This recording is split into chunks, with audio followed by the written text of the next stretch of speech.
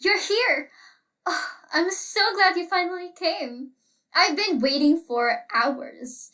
I was starting to count the tiles on the ceiling just to stay sane. I mean, that isn't really your fault, though. You got here right on time.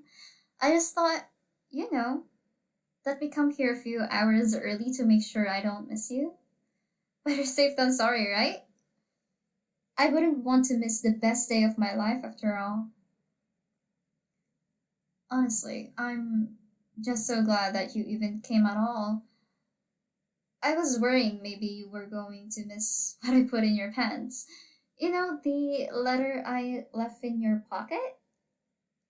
Or worse, maybe you would find it, but just think it's a prank or something and ignore it. I mean, it kind of sounds like a prank, doesn't it?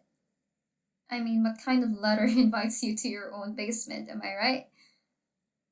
I'd like to think a very romantic one, but I can see why the location would be cause of skepticism.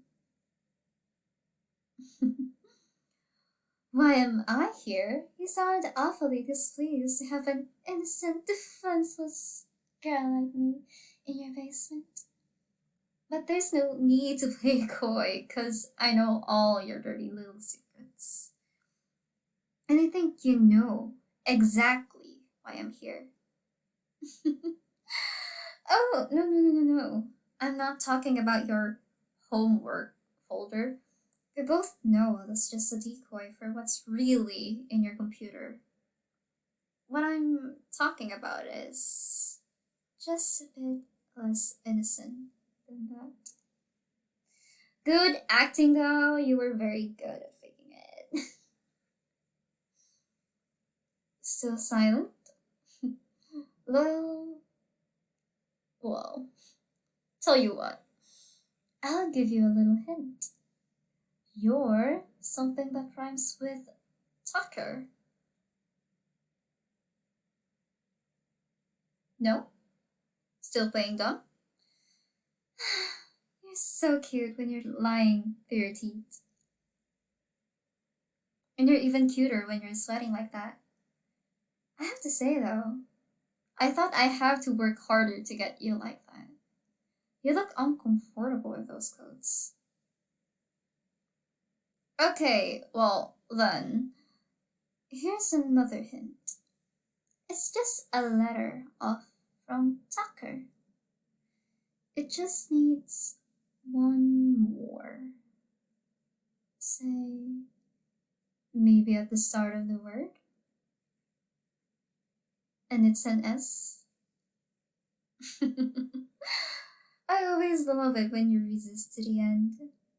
But alright, I'll humor you, since you enjoy being such a tease. Do you recognize this picture? I sure do. It's me, but something's wrong. Can you tell what? You see, I don't remember having this picture taken of me. In fact, it looks like it was taken in my house. But I live alone. I should have been all alone when this picture was taken. Do you have any idea who could have taken it? My legs are shaking.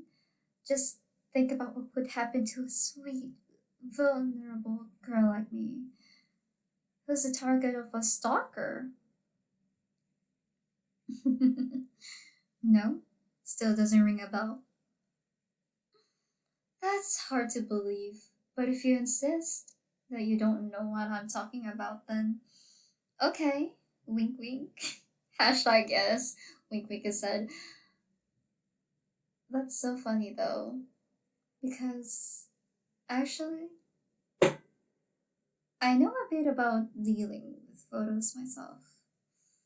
For instance, a lot of the time, you can look at the reflection of things in the photo to see what you normally think wasn't in the photo. And well, I know it's too small to make out in this photo, but if you were to zoom in right here, where I'm pointing, you'd actually be able to see the reflection of the person taking the picture. Whoever took it should really be more careful. Oh, you poor thing. You're shaking. I hope that's from excitement. I have a separate photo here where I zoomed in and enhanced that reflection. It's strange though. I could swear that this almost looks like you. Would you like to take a closer look at yourself? You don't have to snatch it. Be gentle. I was giving it to you. So, are you still going to pretend to be innocent? Well, if that isn't enough, I also have your journal here. See, look. It has your handwriting and everything. You left it by your open window, so I thought it was a present. It wasn't hard to crawl on through. Well, other than my hips getting a bit stuck. But, yes, of course. How did you think I know all about you being a stalker? I'm a bit, well, I'd like to think of myself as devoted. But obviously, I'm a stalker too. I've been watching you for a very long time. Far longer than you've been stalking me for. How do you think I know all about you and your little antics? And speaking of antics, you got quite the collection of antics here in this journal. Following me home every night, going through my laundry. Why?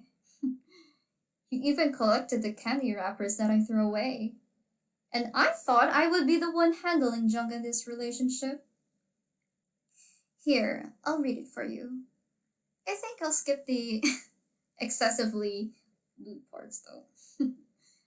Doesn't leave much to read.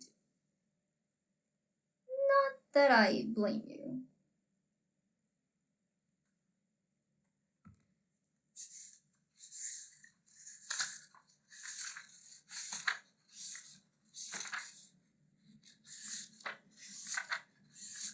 Hold on. Sorry, it's just taking a little longer to find a somewhat modest part than I thought. Oh! Saving that for later.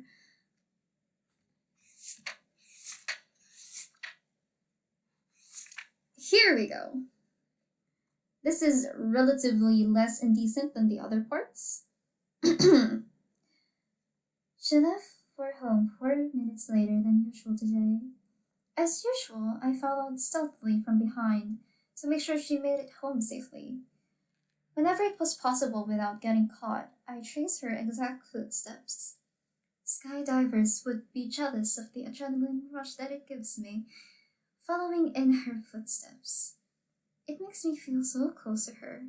At one point, I noticed she shed a hair. Obviously, I took it for my collection. I flirted with the idea that perhaps she left it for me on purpose.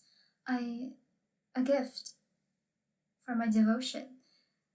Speaking of gifts, a real gift would be nice if she. Okay, and then it gets super lewd again. But you get the idea. I'll spare you that part. There was still one part I really had wanted to read you, though. Oh, it's this. The poem. It really touched my heart, among other things here. Listen for yourself. A tree grew an apple so juicy and sweet that the entire forest danced for the tree. The forest, every last tree, laughed with glee, but not me. My beating heart would not leave me be. For I saw the insects I so deeply despise, fluttering around with wretched lust in their eyes. So I climbed past their vile, buzzing in my ears, and stole the apple to my haven, safe from fears. That was just so freaking sweet! I want to hang it on my fridge and maybe keep it in my wallet or something. But what's most sweet of all is that the meeting seems to be about kidnapping me. I mean, the next and most recent entry in your journal seems to prove that. Look, it says right here. She went home alone again today. As much as I want to only stare at her, I also had to keep watch because I'm not the only one keeping my eyes on her. There's no shortage of creeps who no doubt want to harm her. I wanted, I've always wanted, and I've always tried to give her the distance she needs to be comfortable. I only took a portion of her wrappers, not all of them. I always made sure to only take the laundry she herself was getting rid of, and I've always followed from behind at a respectable distance, even though I want to get closer. But now that the distance is too much, and even by her side, I won't be able to properly protect her and take care of her if she's in the outside world where she can be attacked from so many different directions and avenues. So I'll take her somewhere safe, and in my basement is very secure. And that's all you wrote. You know, I never believed in fate until I met you. But now we're fated to be together because I've never felt more validated than you've made me. You see, I actually wanted to kidnap you as well. And I was going to, believe me. But now that I've seen that you feel the same way towards me, that gives me the security I need to make myself more vulnerable and not have you under lock and key. I I still have anxiety about not securing you, about not making sure that you're in my basement where no one else can get to you, but I want to make you feel like you've made me feel. I want to show that you're not alone, that your emotions and desires are completely legitimate. That's why I'm here. I thought I'd save you the trouble of kidnapping me and just meet you on your basement and show you that I'm okay with being yours, that I am yours.